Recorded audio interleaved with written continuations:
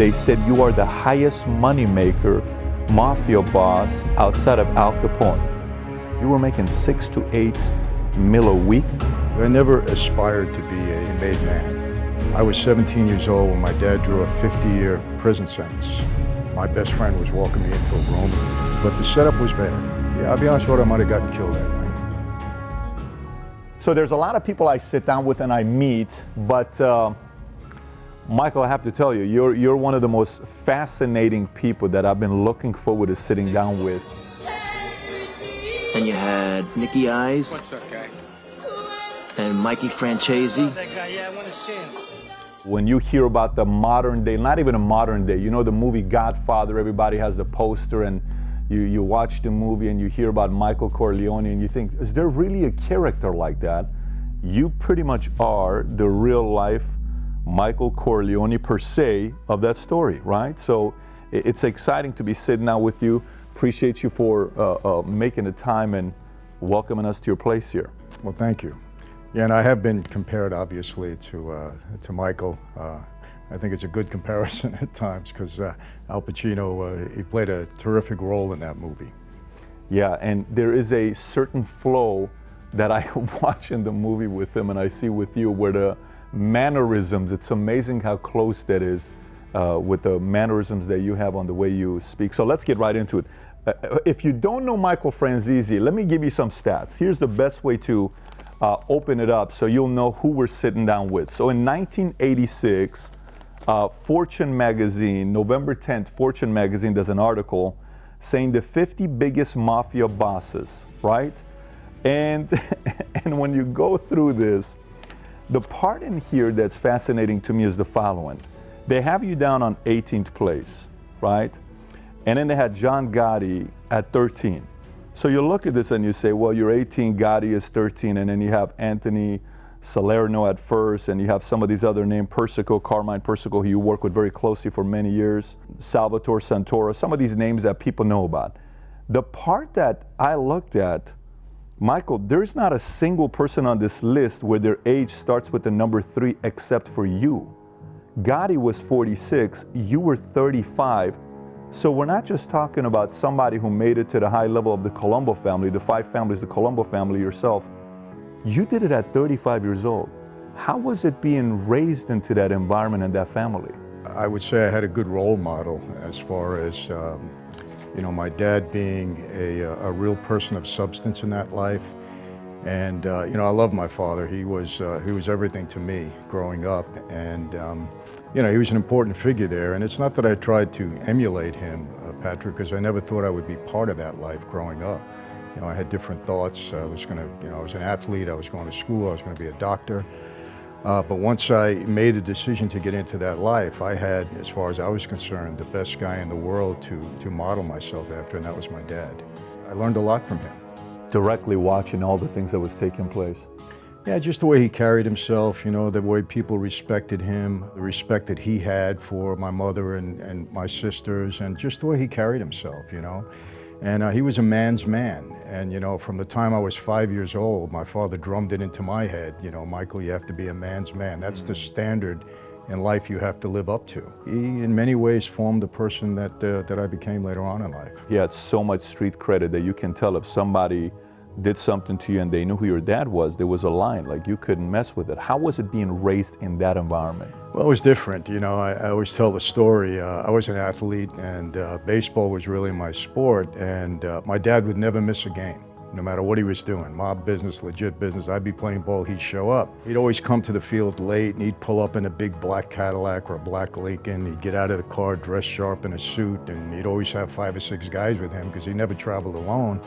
And I'd be up to bat, and they'd walk out on the field, and the umpire would take one look at him and never call strike 3 on me. So, I mean, it had its advantages, you know, being Sonny Francesi's son. You know, he was just a great father, you know, and obviously I knew there was something different about him, but my dad never spoke about it in the house. Really? Never. So you didn't really know fully what was taking place? Never from him. I knew because he was such a high-profile figure that we lived in an environment where law enforcement was around us all the time. And he was under surveillance from 5 or 6 different agencies, from the feds right down to all the state and locals. So they would park cars around our house and follow us wherever we went. And you know, I viewed them at that time as the enemy because I viewed my dad as my hero. And so I knew who he was. I obviously read the papers. He had a lot of press. And I observed things, but never from his mouth. He would never bring it into the house. In the house, we were just a family. That didn't exist. Isn't that interesting? Yeah. There are 6 areas I'd like to touch up on here with you. One is story on how that life was. 2, how the game, because you wrote a book, I'll Make You an Offer You Cannot Refuse, the game between what you had to experience and how similar that is on the corporate side. I think there's a lot to be learned from the entrepreneurs who watch this. How to identify a consigliere. I really want to stay on that because what it means to be a consigliere, how do you identify it? It's a very fascinating way you talk about it in the book. Human nature, you know, how do you read through the BS and how do you read through some people that are trying to take advantage of you? What are some of the things that you saw? And then some side questions about characters and then some fun questions at the end that we'll go through. So why don't we get into it as far as when you knew and you said, I want to get in, how did you get into the whole, you know, family, I want to become a made man? How did that whole experience take place with you? You know, Patrick, I never aspired to be a made man.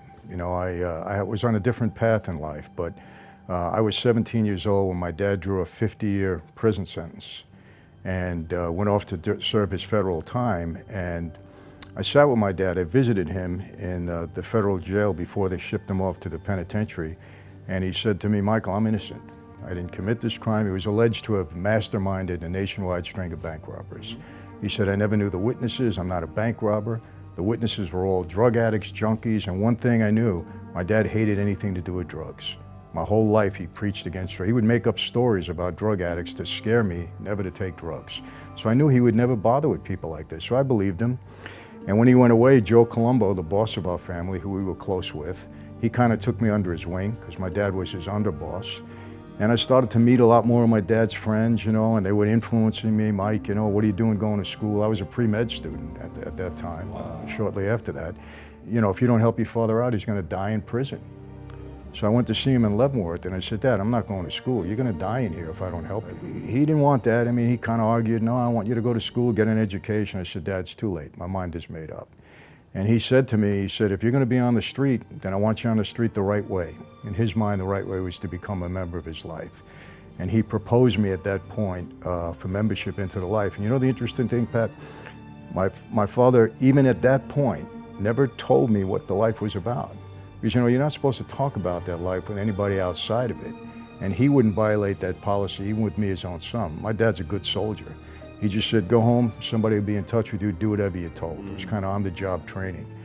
And 2 weeks later, I sat with the boss, and you know, he ran things down for me and told me what to expect. And for the next year and a half, I was kind of a recruit, where I kind of learned the life, how to do anything I was told to do to prove myself worthy. And then Halloween night, 1975, is when I was formally inducted into that life. You remember it vividly? Vividly, yeah. And what was that process like? Was there a ritual? Was there an experience you had to go through? Very, very solemn ceremony, very serious. 6 of us walked into a room individually towards midnight that night. It was a very secure setting, obviously. I walked into a room, the boss was seated at the head of like a horseshoe configuration, the underboss and the consigliere to his left and right, and all of our capo regimes or captains were alongside of them. And I walked down the aisle, stood in front of the boss. I held out my hand. He took a knife right here, cut my finger. Some blood dropped on the floor. This is a blood oath. I cupped my hands. He took a picture of a saint, Catholic altar card, put it in my hands and lit it aflame. It didn't hurt. It burned quickly. It was just symbolic. And he said, tonight, Michael Francesi, you are born again into a new life, into La Cosa Nostra, this thing of ours. Violate what you know about this life, betray your brothers, and you will die and burn in hell like the saint is burning in your hands. Do you accept? Yes, I do. And that's it. That's the ritual. It's Wow. short and sweet, but extremely serious. Now, there were 6 of you. 6 of us. We went in individually. You take it alone. Got it. And then out of these 6, apparently you're the only one that's alive. They're all dead. They're all dead. Not one of them died of natural causes. Every one of them were murdered. Wow.